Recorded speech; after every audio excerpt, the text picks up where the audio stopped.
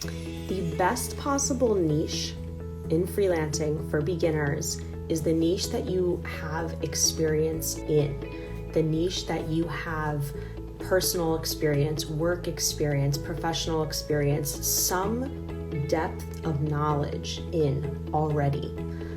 The best niche is not the one that you are passionate about or that you might be super interested in.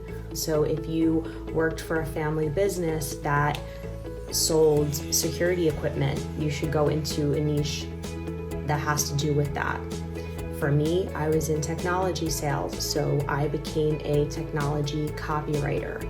And the reason for this being, and it might seem counterintuitive because you're saying to yourself, well, I would rather write about something I'm interested in, and I know I have experience in this, but I want to write in something I'm passionate about. And the problem is that it seems like a great idea, and it seems like you're going to be really fired up, but then once you get out there and start cold pitching clients, you're going to be overcome with imposter syndrome, feelings of not being good enough. You're most likely going to feel that way because we all feel that way when we first start out as freelancers, because we are starting something from scratch, we're becoming our own boss, we are starting a new venture, and we don't really have much to fall back on.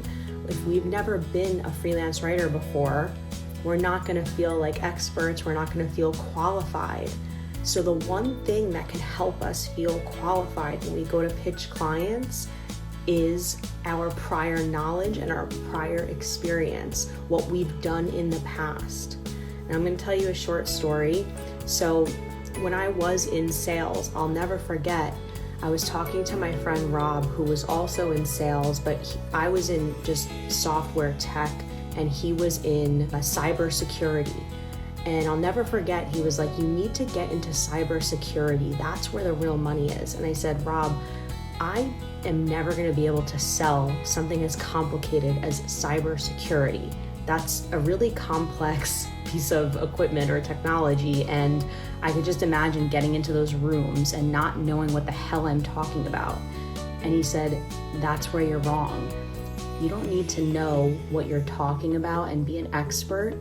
All you need to do is say, well, Bank of America and Deutsche Bank and all of these other companies have found this success with our product, and I think you will too. And I was like, oh, okay. They got that story always stuck with me, because really people want to know what experience you have had with other customers or prospects in the past. What do you bring to the table? What experience can you bring? And as an add-on to that story, I want to share something with you from this book called Copywriting Secrets by Jim Edwards, not to be confused with the other Edwards, Ray Edwards. There's something about Edwards and copywriting. I guess if your last name is Edwards, you'll become a famous copywriter. I want to share with you why choosing this works. This chapter is called Secret Number 14, What to Do If You Don't Have Any Testimonials. And I want to explain to you, this isn't even going to be about testimonials, it's going to be about psychology and why you will become really attractive to clients if you are experienced in your niche versus just choosing some niche you're passionate about. So he said, when most people read your sales copy, at some point their brain says, okay, sounds good, but why should I believe you? Will this work for me? Has this worked for other people? Do I really need this? So he's pointing to a copywriting tip right there and why companies should be using testimonials and proof in their copy. But you have to understand that every psychological tip in copywriting has to do with human communication, persuasion, and sales. And what this points to is that when people are listening to your pitch and you talk about why you want to be a copywriter for them, one of the most powerful things you can say is that, oh, well, in my experience working for X, Y, and Z company, in my experience as a blank, this is what I've learned. So that's why I was really excited when a lot of nurses enrolled in some of my past course launches, because they understood that they were going to take their 20 plus years of nursing experience and become a nurse writer and write in that specific niche. That's a really smart move, because then you can get on these calls with clients and say, well, in my time as a nurse, what I experienced was this, and that's why I'm able to write really powerful copy that resonates with your target audience, that connects with your readers, because I have that firsthand knowledge. So think of how that sounds to someone. They don't care at that point if you don't have the writing experience. They care about what's in your mind, what you know, what expertise you bring. That's even more valuable than saying I've written for blah, blah, blah. You know, if you can say I specialize in this area because I've been there and I know how to write copy that resonates with your audience, that's what they care about. That is so compelling. And that's why reviews and testimonials are so powerful, because we want to know that someone has done something for someone else and has gotten success for them and it's worked for them, because then we think it'll work for us too. And that's why even with like Pete Davidson, everyone's like, why is Kim with Pete Davidson? Well, look who he's been with in the past. He's been with Ariana Grande, Kate Beckinsale. He's gotten these really attractive, successful celebrity women, and it just makes other attractive celebrity women want to get with him, right?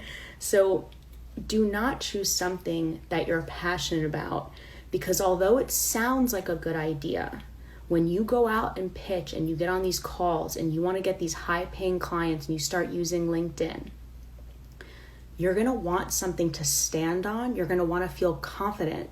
You're going to want to feel like, you know, when I get on a call with this client, I'm going to talk about my background. I might not have the best copywriting clients to talk about. I might not have written for the top brands, but nobody can take away my experience as a blank. That's what I really want you to double down on, is what have you done in the past? What companies out there relate to your experience who has the budget to hire a writer and pay them? And this is where a lot of people also go wrong, is that they look at these cool companies that are doing cool things, or these cool industries, or these cool niches like coaching and like all this empowerment, self-help stuff. I want you to forget about those people for now. And if you're just getting started and you want to make a consistent income, choose companies that have budget. Choose companies that are constantly putting out new content, because that means somebody is writing it for them. Choose companies that can afford to pay you, who can afford to pay you a lot, and that you can command high rates. So that's the key to choosing a niche, is not only what you're experienced in, but what there is demand for. And I think this is where a lot of writers go wrong, is they think about, well, what do I want to write about?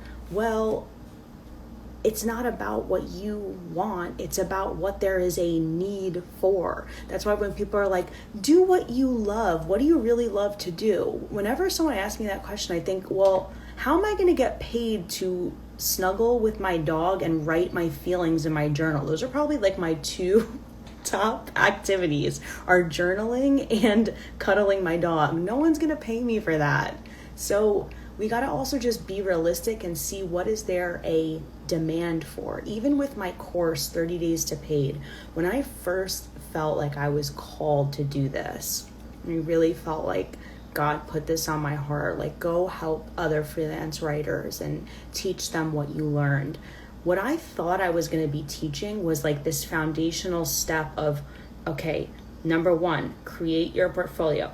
Then step 2. But what I realized after talking to freelancers and seeing what the real struggle was actually that it was all this nerves around cold pitching clients and how do I get clients? And I know I want to do this, but how do I get started? So I had to really craft my course around what you guys need, not what I thought I was going to teach. I have like this roadmap in my head of like, hey guys, I want to teach you exactly the steps that I took to get there, but that's not what you need.